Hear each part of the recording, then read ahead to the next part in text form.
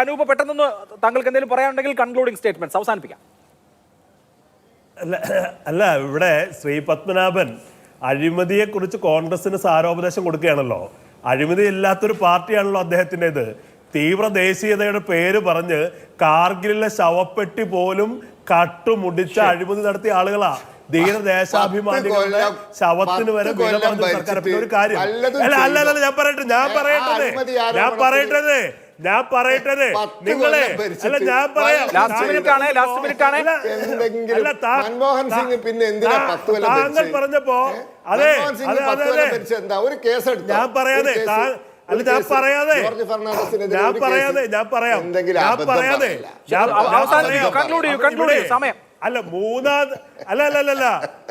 മൂന്നാം തവണ അധികാരത്തിൽ വന്നു എന്നൊന്നും വലിയ കാര്യമായി പറയണ്ട. ഹിറ്റ്ലർ അധികാരത്തിൽ വന്നിട്ടുണ്ട് തെരഞ്ഞെടുപ്പിലൂടെ. ഇവിടെ മുസ്ലിം വിരുദ്ധത പറഞ്ഞ് വീണ്ടും ഒരു വംശീയമായി മുൻവിധിയോടുകൂടി ഒരു വിഭാഗത്തിനെതിരെ വർഗീയത പടർത്തി അധികാരത്തിൽ വന്നിട്ടുണ്ട്.